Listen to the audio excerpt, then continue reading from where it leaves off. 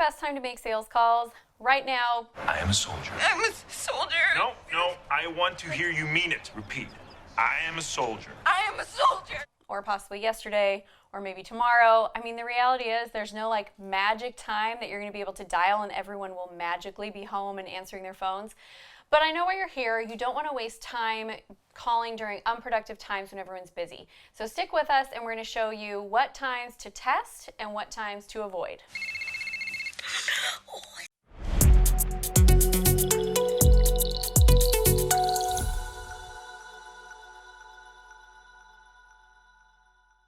I'm Amy Walker, the sales doc and small business strategist, and we are diagnosing your sales challenges.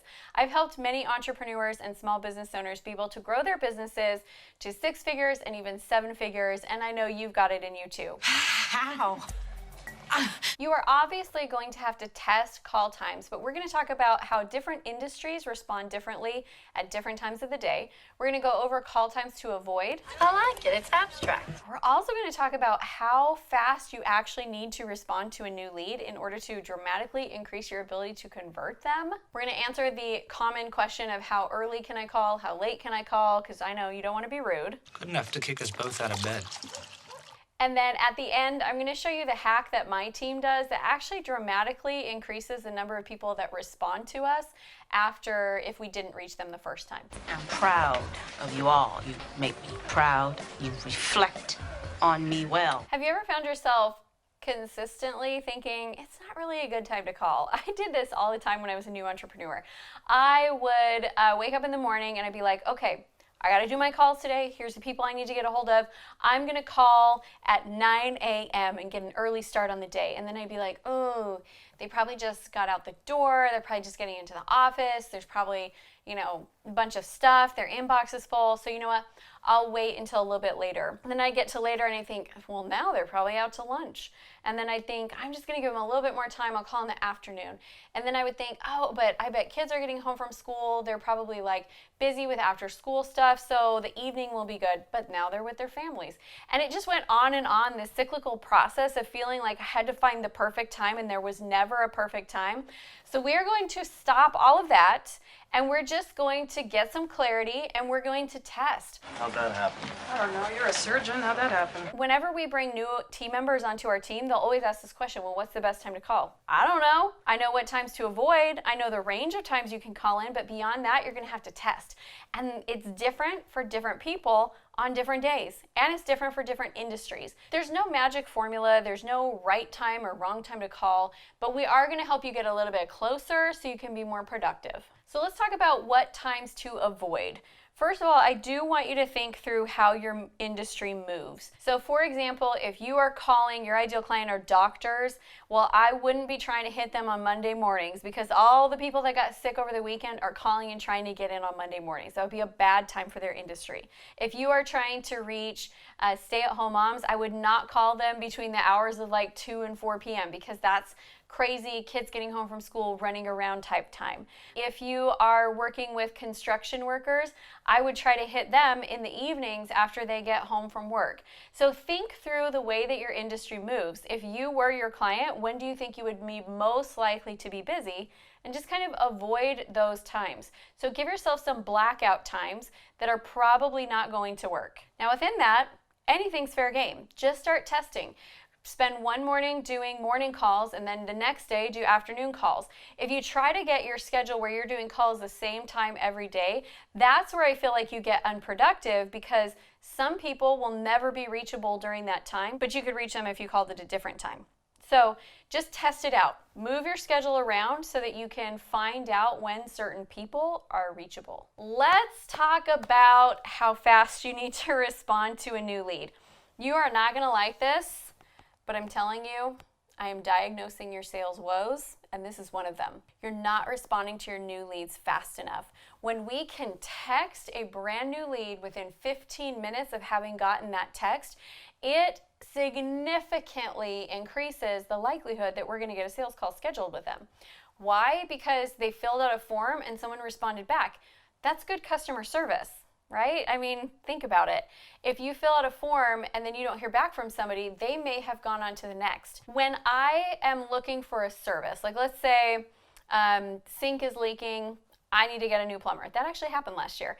And so I was looking in the phone book, hadn't had to call a plumber in this area before, so looking for a phone book, called plumber number 1 and left a message.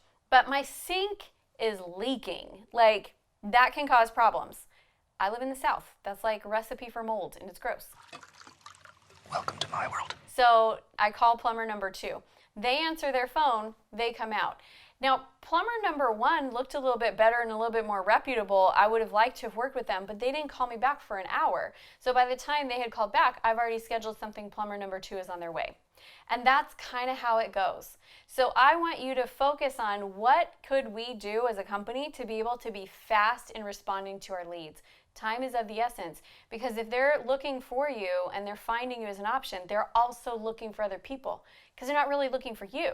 They're looking for the service. So whoever can get back fastest is going to win that deal. That's joyous news. So how early or late can you call? That again is going to depend on the industry of who you're calling. If you're calling people at home, I think you can call as early as 8 a.m. without people getting miffed at you.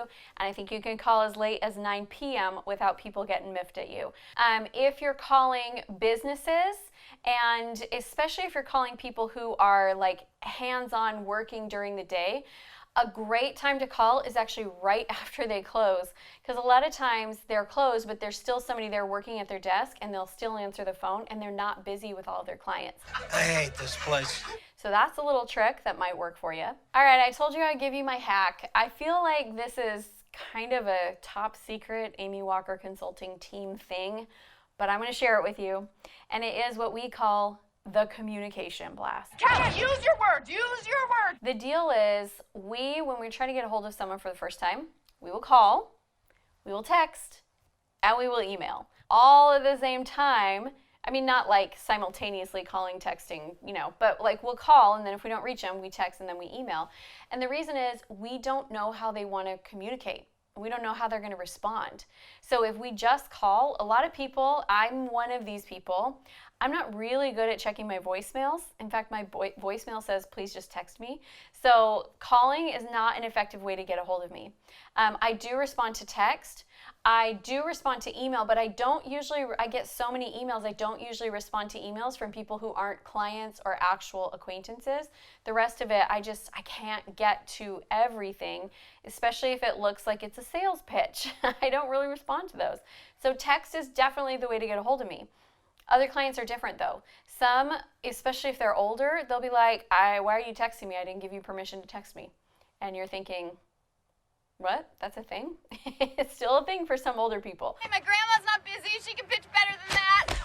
So you gotta flow the way that the client wants to flow, and the way you know is how they respond to you. I want your sales to be healthy and strong and amazing. So I've got 2 gifts for you today. First, I'd love for you to go check out my video, Do I Need High Pressure Sales Tactics? Second, I'd love to offer you a free copy of my sales book, the I'm Not a Salesperson sales book, How to Sell Like a Natural Even If You're Not. Go grab it. It's got templates in there for all of my high converting scripts, but also just a lot of great skills training to help you feel confident every time you get on that phone.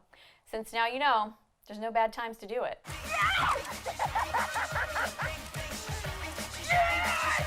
Thank you so much for joining me on the channel. I appreciate you being here.